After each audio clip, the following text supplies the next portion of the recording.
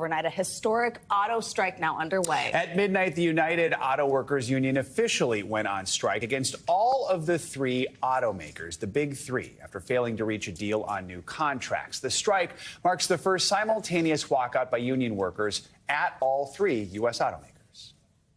Tonight, for the first time in our history, we will strike all three of the big three at once. And if we need to go all out, we will. Everything is on the table. The union had been calling for a 40% raise over the next 4 years. They also want a boost to their pension, plus the end of temporary employees, but the two sides could not reach an agreement. For more on this, we are joined by NBC News correspondent Jay Gray at a Ford auto plant in Wayne, Michigan. Also with us, Investopedia editor-in-chief Caleb Silver. Jay, let's start with you. The strike now officially underway. Workers are on the picket lines at 3 locations, including the one you're at right now. So where do things stand this morning? What are both sides saying? Well, both sides saying they're still far apart. I want to give you a look at the picket line here in Wayne, just outside of Detroit. There are also lines at a GM plant in Missouri, as well as a Stellantis plant in Ohio.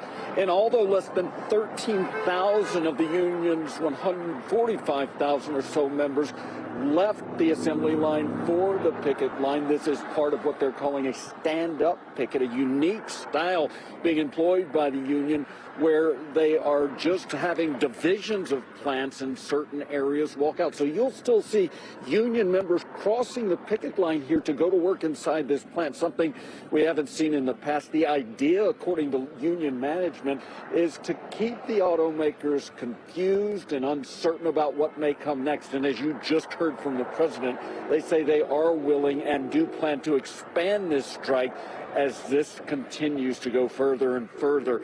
And look, the one good news in all of this is that while the talks broke down yesterday and both sides accused the other of not negotiating in good faith, they have said that they are ready and willing to come back to the bargaining table, perhaps as early as today.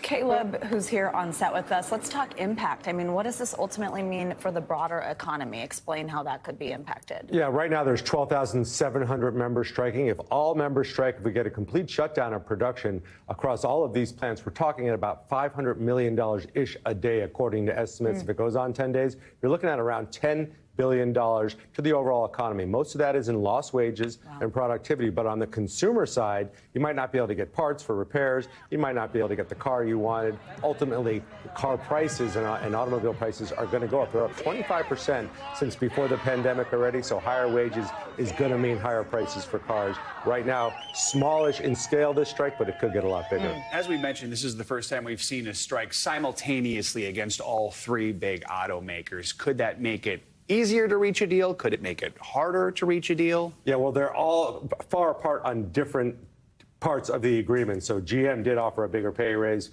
Ford has come back to the table with a smaller raise. They all have to kind of have consensus if they all want to have agreement on this. As you heard Sean Payne say, they're willing to go all out. So it's going to be a tough negotiation. 3 automakers, 3 different sets of concerns, plus 147,000 workers. Could be tough.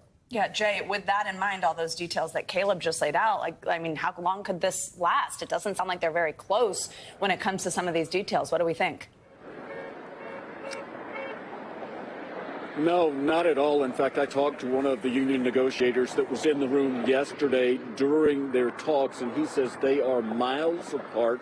He feels like it's going to take some time and does feel like the strike will expand. So that's not good news on just the opening day of this work stoppage. All right, Jay Gray, Caleb Silver, thank you for kicking us off this hour. We appreciate it. Thanks for watching. Stay updated about breaking news and top stories on the NBC News app or follow us on social media.